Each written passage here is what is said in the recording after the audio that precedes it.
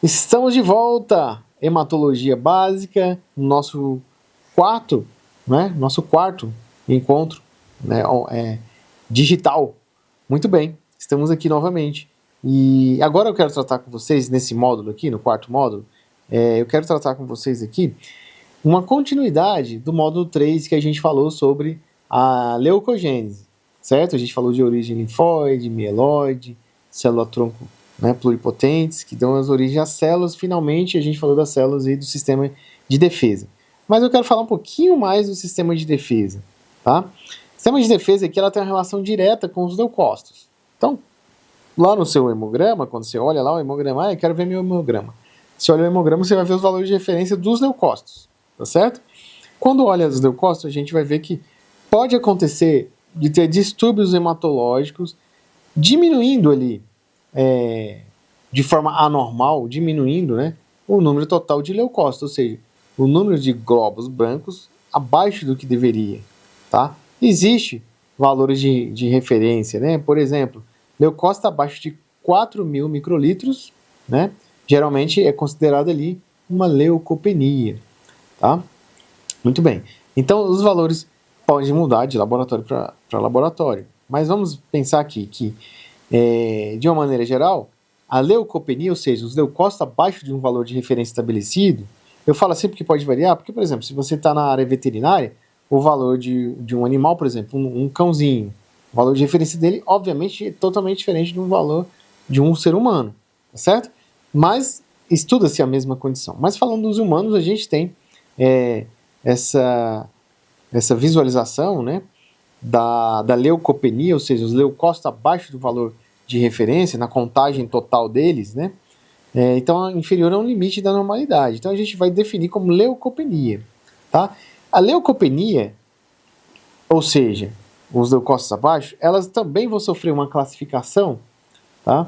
Essa classificação vai ser definida aqui pelo tipo de leucócitos. Então, se você lembra, vamos relembrar aqui na aula passada, que vocês viram no módulo anterior. No módulo anterior eu falei que nós tínhamos lá linfócitos, nós tínhamos monócitos, nós tínhamos neutrófilos, não era? São as células do sistema imune, células de defesa. Então, veja, isso são os leucócitos. Se os leucócitos estão abaixo do padrão normal, do valor de referência, a gente vai chamar de leucopenia. Mas eu posso dar nome ainda para tipo de leucopenia. Por exemplo, eu até citei o exemplo de uma bactéria invadiu o sistema imune, invadiu o sistema imune foi combater essa bactéria e designou para lá os neutrófilos. É um tipo de leucócito, certo? Esses neutrófilos não têm o suficiente para combater, está abaixo do valor normal. Então, eu vou chamar de neutropenia, porque deveria estar combatendo e não está. Ele está abaixo, tá certo? Isso é um exemplo, estou dando para você aqui sobre o sentido, como funcionaria, tá? Então, a redução do número de neutrófilos, que é o mais abundante no sistema de glóbulos brancos, é o que mais tem, tá? A gente vai chamar de neutropenia.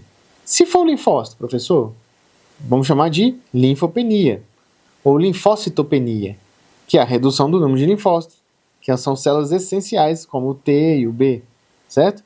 E monocitopenia, redução de monócitos, eosinopenia, basinopenia, certo? Na prática, a nia no final significa diminuição. Então, os neutrófilos, ou neutropenia, por exemplo, pode ser, vou citar essa aqui como exemplo para você, que é definida como uma contagem absoluta ali, inferior a, por exemplo, a 1.500 microlitros, tá?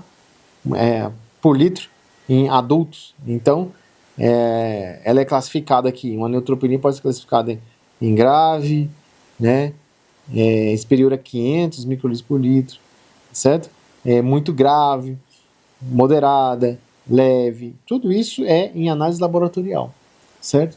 Obviamente, o paciente vai apresentar sinais e sintomas quando ele tem algumas dessas características aí muito alteradas, O que pode diminuir, por exemplo, o neutrófilo, que deveria ser uma célula abundante, sistema de defesa, Diversas causas ali pode ser, a gente pode agrupar, produção diminuída da medula óssea, se eu tenho a célula pluripotente e ela não está mandando o neutrófilo, não está mandando essa célula importante, não está mandando a origem mieloide, eu não vou ter ele saindo ali, certo? Então pode ser lá uma aplasia, falha na produção das linhagens lá, quimioterapia e radioterapia podem diminuir também células de defesa. Infecções virais como o HIV, hepatites, mononucleoses infecciosas, né?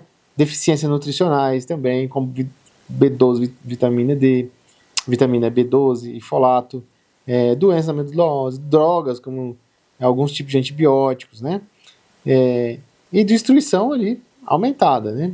Autoimune, por exemplo, infecções graves como sepsemia, tá? Ou infecção generalizada, isso aí pode alterar. Um paciente ali com manifestação clínica, né, vai apresentar, pode apresentar febre, né, úlceras na boca, infecções de pele, abscessos, quando eu tenho, em casos graves da neutropelia. Em casos leves, não vai ter isso aqui, tá, pessoal? Mas em casos graves, vai apresentar. E os linfócitos, professor? Agora, os linfócitos também podem ter causas variadas, né, desde congênitas até adquiridas, certo? Por exemplo, adquirida a infecção. A pessoa adquiriu lá um HIV, uma COVID, uma influenza. Pode alterar os linfócitos. Por quê, professor? Pode alterar? Qual é o raciocínio aqui?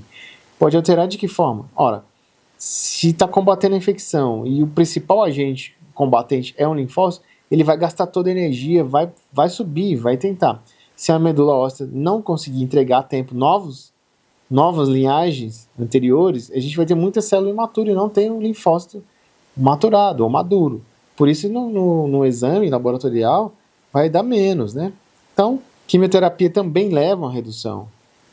Corticosteroides também levam a redução. Imunossupressores levam a redução. Doenças da medula óssea. Condições hereditárias, né?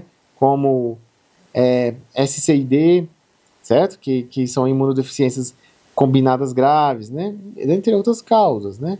Manifestação clínica vai ser infecções recorrentes, reativação de vírus, por exemplo, herpes zoster, por exemplo, é uma das situações, né? Linfomas, tá?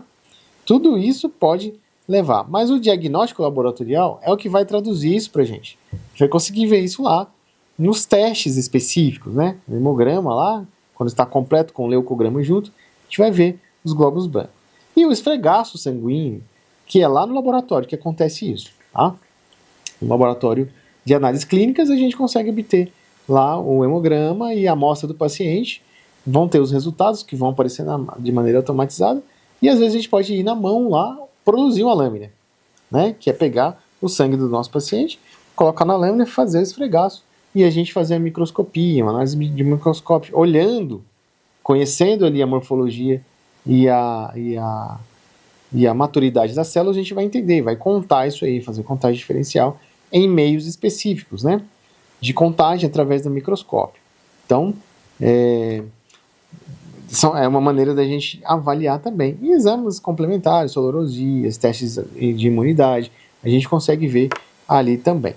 Muito bem, esse foi o principal ponto do nosso quarto módulo, e vamos agora caminhando para o quinto módulo.